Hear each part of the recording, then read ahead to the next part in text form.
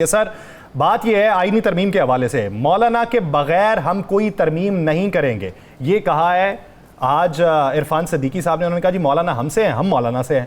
क्या मौलाना मान जाएंगे जो कुली तौर पे ही पहले पूरे मुसव्वदे को रद्द कर चुके हैं? बिस्मिल्लाह, शुक्रिया जनाब। देखें जी, यही अच्छी अप्रोच होनी चाहिए जैसे इरफान सिद्दीकी साहब ने कहा, और चेयरमैन पीपल्स पार्टी बिलावल भुट्टो ज़रदारी साहब भी यही बात कहते हैं कि जी सबको का कंसेंसस लें और सबको ऑन बोर्ड लें। और हर कोई भी तरमीम ज़्यादा अच्छी तब होती है कि जब सब लोगों का उसमें इनपुट होता है। हम तो ये कहते हैं कि जी पीटीआई जो है उसको भी इसमें शामिल होना चाहिए, वो भी अपनी राय दे और वो अपने देखें, अगर वो प्रोसेस से भागेंगे या उसको उससे हटेंगे तो हो सकता है कि वो उनको जो सपोर्ट ना करें, लेकिन अगर वो आएंगे प्रोसेस में बैठेंगे, बातचीत करेंगे, अपनी वो अमेंडमेंट दें, अपनी सजेशंस दें, तो हो सकता है कि वो उनको भी सूट करे वो चीज़। तो सिर्फ मैं समझता हूँ कि बैठने की बात है। पीपल्स पार्टी भी ये कहती है कि नंबर्स अपनी जगह, लेकिन सब लोगों को साथ लेकर चलना चाहिए। और मौलाना फजलुर रहमान साहब के लिए भी हम ये चाहते हैं कि मौलाना साहब कुछ ज़्यादा वो अपना मसूदा भी जानते हैं, वो अपने भी कुछ ड्राफ्ट बना रहे हैं, तो इट्स गुड कि अगर सब मिल बैठकर किसी चीज़ पे कंसेंसस के साथ आगे चलेंगे तो एक अच्छा मैसेज जाएगा। शर्जील रहमान मेमन साहब, पीपल्स पार्टी एक पाकिस्तान की वाहिद सियासी जमात है जिसमें बर्दाश्त भी है, और पीपल्स पार्टी जो है उसने अतुलवसा कोशिश की है कि बहुत सी सियासी जमातों को साथ लेकर चलें तमाम तार इख्तलाफात के बावजूद भी। आज बिलावल साहब ने कहा कि हमने साबका अदवार में 90 की दहाई में हम वकील करते थे और मुस्लिम लीग नून जज करती थी, और हम आइन और कानून के लिए जंग लड़ते थे, वो जज को अरेंज कर लेते थे और हमारे साथ ऐसा हो जाता था। आज फिर उसके जवाब में मियां नवाज शरीफ ने कहा है कि जनाब सिर्फ हम ही हैं जो सबसे ज़्यादा काम करते हैं, हमारा ही सूबा है, इसके अलावा और कोई कहीं भी नहीं है। तो आप इसका किस तरह मुआवजा करते हैं पीपल्स पार्टी का सिंध के हवाले से भी और वफाक के हवाले से भी, और नवाज शरीफ की आज की तकरीर और बिलावल साहब की तकरीर गुफ्तगू जो है? देखिए ये हकीकत बात है कि जितनी जुडिशल एक्टिविज्म का शिकार पाकिस्तान पीपल्स पार्टी रही है, पाकिस्तान में कोई भी ऐसी जमात नहीं है जो जुडिशल एक्टिविज्म का इतना रही हो शिकार। आप देखें कि इफ्तिखार चौधरी साहब का दौर था तो इफ्तिखार चौधरी साहब के नूर नज़र PMLN थी, फिर साकिब नसार का दौर था तो साकिब नसार के नूर नज़र PTI थी, फिर बंदयाल साहब का दौर आया तो वो भी उन्होंने भी PTI को अपने आंखों का तारा बनाया। पाकिस्तान पीपल्स पार्टी के लिए कोई एक आप जज नहीं कह सकते कि जी हाँ ये अदवार में पीपल्स पार्टी को जो है किसी सुप्रीम कोर्ट के चीफ जस्टिस ने या किसी ने उसको जो है फायदा दिया। हाँ, पीपल्स पार्टी को मारे बहुत पड़ी, कोड़े बड़े पड़े, फांसियों के फंदे जरूर मिले, पीपल्स पार्टी को मुश्किलातों का सामना करना पड़ा। 12 साल तक मोहतरम आसिफ अली जरदारी साहब बगैर कन्विक्शन के जेल में रहे। मोहतरमा बेनज़ीर भुट्टो शहीद की 2 हुकूमतें डिसॉल्व की गई जब सुप्रीम कोर्ट में गए, उनको इंसाफ नहीं मिला। तो ये सबके सामने रिकॉर्ड, तो मैं अपने हाथ से तो नहीं बना रहा, ये मैं अपनी तरफ से बात तो नहीं बना रहा। तो ये हकीकत है कि पीपल्स पार्टी ने सबसे ज़्यादा मारे खाए। जहाँ मियाँ साहब की अपने बात की, ठीक है, मियाँ साहब अपनी खिदमत करें, काम करें। वो पीपल्स पार्टी बातें कम करती है, काम ज़्यादा करती है। आज भी एक घरों की थी कि घरों पे लोगों को आसान कर दे देने घर बनाने के लिए हम दुनिया का सबसे बड़ा प्रोजेक्ट बना रहे हैं जिसमें मुफ्त में 21 लाख खानदानों को घर बना के दे रहे हैं। और सिर्फ दावे नहीं, हमारे घर बनना शुरू हो गए, हमारे घरों में लोग रहना भी शुरू हो गए, चंद घरों में, और बाकी घरों में ज़रा एक बहुत बड़ा टास्क है, दुनिया का सबसे बड़ा प्रोजेक्ट है।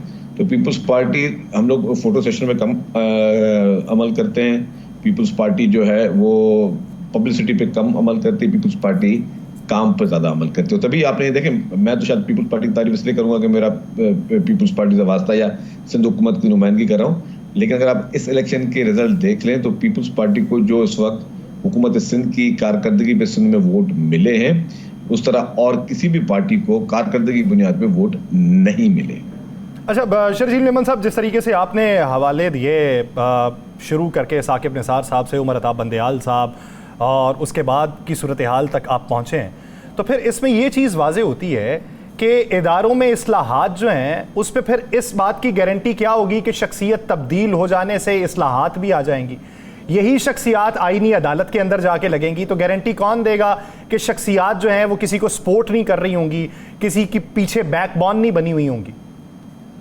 देखिए, चेयरमैन पीपल्स पार्टी ने यही कहा है कि हमारी ये सियासत है ही नहीं कि जी जस्टिस मंसूर अली शाह साहब बने या जस्टिस कादिर फायद साहब बने, दोनों हमारे लिए काबिल एहतराम है और दिल से हम पीपल्स पार्टी ये समझते हैं कि दोनों के लिए एहतराम है। इशू ये नहीं कौन लगे कौन नहीं, हम निज़ाम को चेंज करना चाहते हैं।